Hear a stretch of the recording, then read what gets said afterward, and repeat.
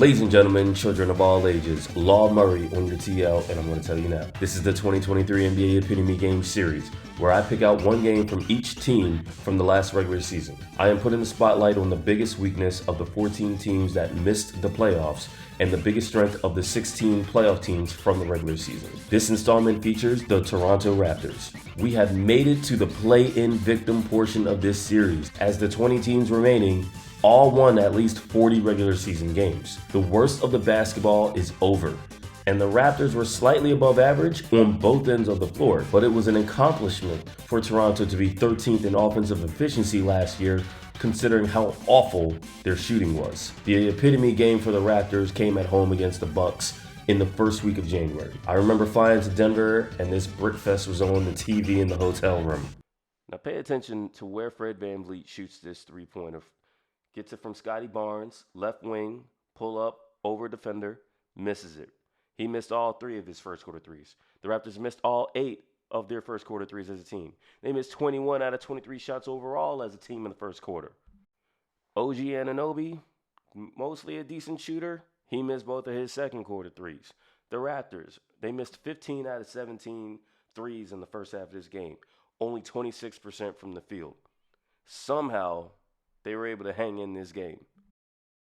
This is an example of how the bench really didn't help them. Precious Achiuwa doesn't want to shoot it in the corner. He just missed a 3. Malachi Flynn, he hadn't been shooting the 3 well. He drives off the three-point line into a shot clock violation. Entering the fourth quarter, the Raptors had missed 21 out of 26 threes. Were shooting 29.8% from the field overall.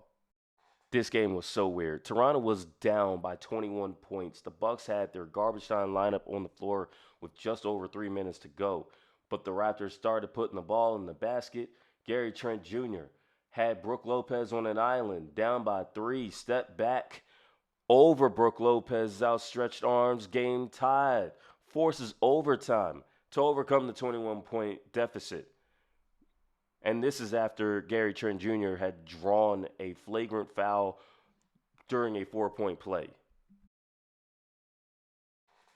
Trent VanVleet missed all 6 of their shots in overtime, including all 4 of their threes.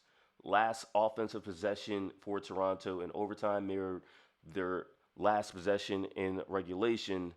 Only Fred VanVleet, he takes a shot similar to his first 3 of the game.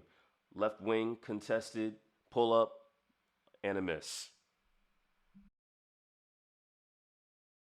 It's almost a credit to the Raptors that they had a chance to win this game in overtime, but they couldn't overcome missing 37 of 46 threes. That's 19.6% from downtown and 32.8% from the field overall. Only the Hornets and Rockets had a worse three-point shooting percentage last season than the Raptors. You can understand why the Raptors used their lottery pick on Grady Dick, one of the top shooters available, but they also lost Fred VanVleet in free agency, replacing him with a worse shooter in Dennis Schroeder. This will also be the first season after the Nick Nurse era, with former Grizzlies assistant Darko Rajakovic taking over as the new head coach. Stay tuned for the next installment of the 2023 NBA Epitome Game Series featuring the New Orleans Pelicans.